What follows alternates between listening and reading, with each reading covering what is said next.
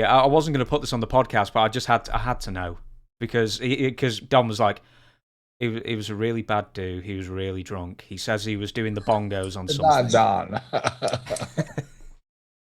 Okay, here's what happened. Dusty Rhodes always fancied himself as a rock and roll star, as several of these guys do nowadays. And, Chris Jericho starting, I mean, that was not a new deal. Dusty Rhodes was doing it back in the 70s. So I always tell everybody, well, I invented this or I started this. In the pro wrestling business, I don't think there's not a new thing that if anybody ever invents something new, I've been around for 60 years, I would know about it, and that's it. But uh, so Dusty fancied himself, Dusty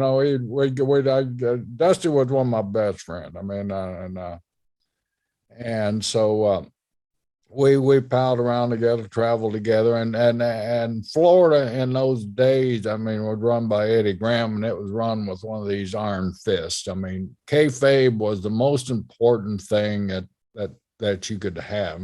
For those who don't know, kayfabe is just keeping the secrets of the wrestling business to yourself. And the good guys and the bad guys, we all had this honky tonk being an old country bar here in Tampa that everybody used to frequent after the matches. So it was really strange. On one side of the bar would be the bad guys. On the other side of the bar, and there was a big ass bar, one of those old roadhouse type that had the big floor out, and big dance floor out in the middle. So it had plenty of space, and it was lit where if you sit in certain places, nobody could see you. Guys used to go there, so the guy that, of course, that was the house man there, Captain Lewis was his name.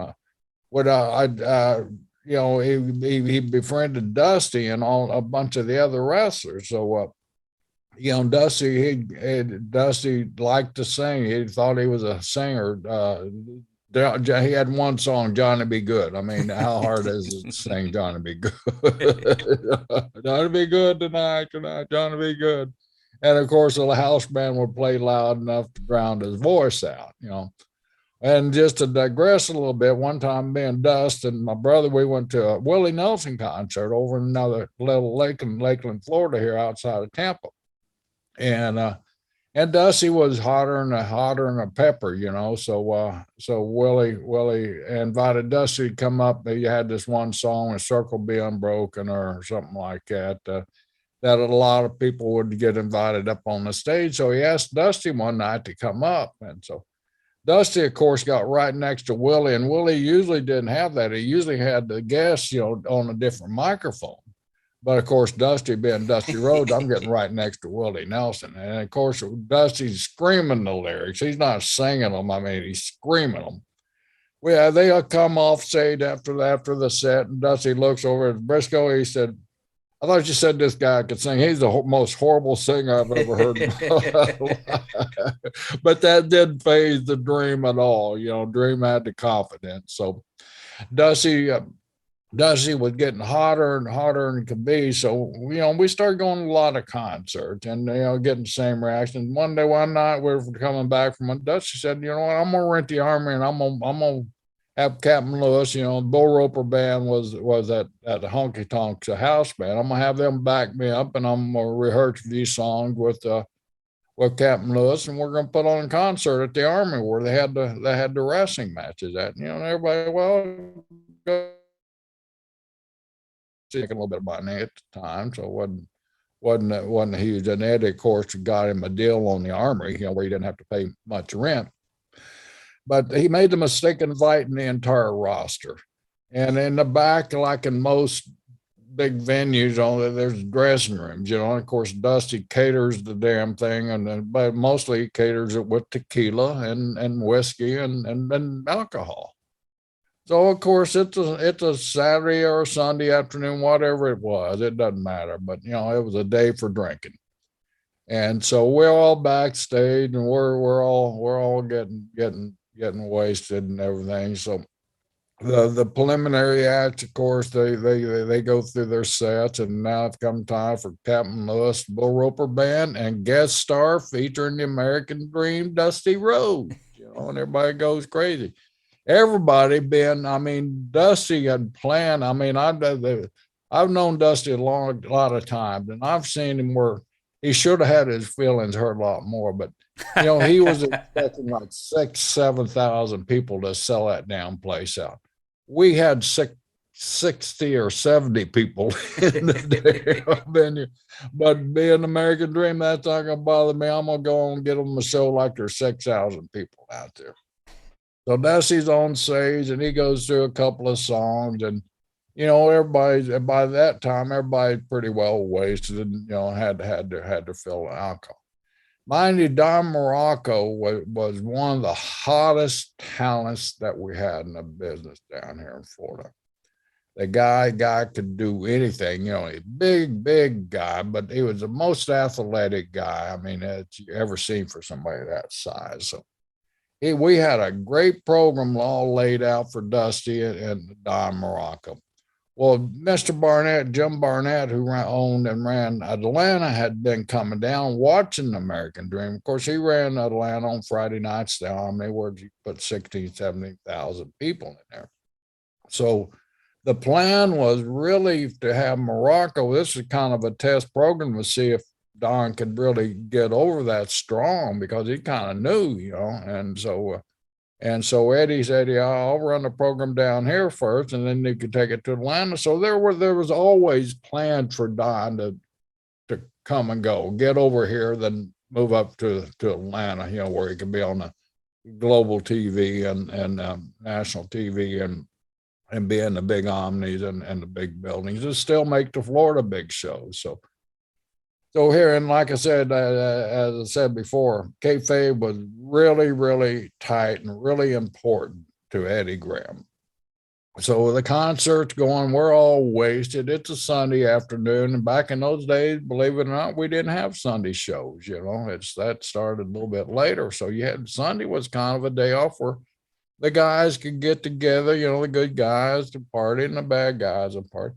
Well, Don had been my partner, my friend for, a couple of years through Georgia and a couple of other places. So we kind of, stayed backstage until it's time Dusty out. And, we started filling the music, and Captain Lewis was really a good backup band. So he played pretty damn good music. So we're getting in the spirit of things, along with the spirit of Jose Cuervo, and then started to drink a little bit. Now, Muraco can handle beer, and he can handle Courvoisier, or I think that was his favorite drink, the brandy. That was his favorite drink. But when it came to tequila, he's like, I'm Native American. He's like an Indian. He'd turn into a wild damn Hawaiian.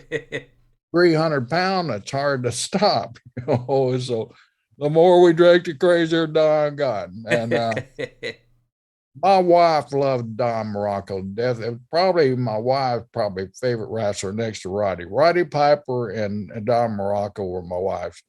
Their families were my wife too bad. Because that kind of shows you what kind of friends I hung out with. Piper, if I could claim Piper and Muraco, two of my best friends, I was doing some shit I shouldn't have been doing back then. Don't tell me they led you astray, Jerry. Don't tell me they led you astray. They twisted my arm. So anyway, back to the concert. So it comes time, and it's kind of funny. The bad guys are standing on one side of the stage. Here we're standing. The baby faces are on the other side of the stage. Dusty's in the middle up there on the stage, and Eddie Graham's standing off over in the shadows. They're kind of eyeballing this all out. So, as the concert gets going, Dusty kind of, invites, baby faces up one by one. Bugsy McGraw goes up. Mike Graham, Steve Kern go up. The Brisco brothers go up. We're up there singing. All of a sudden, out of the corner of my eye, I said, uh-oh. I see a big 300-pound Hawaiian dancing his way onto the stage, holding a bottle of tequila. And like I said, Eddie was a strict ass promoter. There's a lot of things you do. Eddie was the one that coined the phrase, guys, it's all right for you to get in a fight here in Tampa, but if you lose, don't bother to come to work the next day. Just get in your car and get on out of town, because I don't want you around here. If you want to fight, win, but stay away from each other. So here comes Donald. We'd all been in back, mind you, all drinking together, so we hadn't broken up that portion of the party yet. So, we're all rolling, we're all feeling good. And all of a sudden, like I said, out of the corner of my eye, I see this big of white. He's not hula dancing, thank God. And he don't have a grass skirt on. He got the Florida shorts on and Florida t-shirt and the flip-flops on. He comes out, he grabs a microphone, and he starts screaming and hollering, singing Johnny Be Good or whatever the damn song was. And we're going, and finally works his way over to American Dream, who he just had a big TV angle with and just getting ready to go around and sell out the entire territory for months and months on end. And when Florida was on fire, man, you made some serious jack. You made some serious dinero there. So we're all looking forward to this program because we knew Don could get the job done with the dream. So we're all excited for Don, and because Don was a great guy and a great friend. And so he finally works his way over, kind of elbows me and my brother out of the way, and puts his arm around Dusty, starts hugging Dusty as they're singing "Johnny Be Good." Well, one of the locals policemen who was security for Tuesday night wrestling and one of Eddie's kind of bodyguards for the guys to make sure they didn't ever get in trouble. He looks up at Eddie a little later and he said, "Man, that Muraco's really gone." And Eddie looks at him and said, "You're right, he is." So 2 days later, we have Tampa of the Armory. I mean, I don't hear anything. And he's calling me. He said, "Did I screw up? Did I screw up?" Well, I hadn't heard anything because Eddie pissed off at me and my brother, too, for getting Don a little wasted during the pre-show. But what are you? I mean, what are you going to do if 300-pound man that wants to drink tequila? He's a thirsty man. He's a thirsty man, and he's a big man. And he's a big man, you're right. And you're not going to tell him no. And he's wanting to drink, so you're drinking with him. When he said, "Hey, have a shot with him." So, well, like I said, we killed off 2 or 3 bottles. So the cop kind of, well, it looks like Muraco's gone. And so, meantime, on Monday, Jim Barnett had called Eddie Graham, and somebody got hurt in Georgia. So they needed Muraco up there a little bit sooner than what was anticipated. So, Eddie told Jim that, yeah, give me a week out of it, and I'll send him up there. So that I don't think Don was actually fired as far as he was just transferred to another territory. But the story is a hell of a lot better, getting fired. So that's kind of the gist of it, and of course Don goes to Muraco, goes to Atlanta, sets the place on fire with Dusty and wrestling too and all that stuff. Then he gets the call to go up north, and back in those days, going up north to New York was the place you want to be. And Don was the right size to go up there. And the athlete, I mean, I don't think it ever had an athlete as great as Don Muraco was go up there. But that's kind of the story. And, it wasn't, we like to tell the story.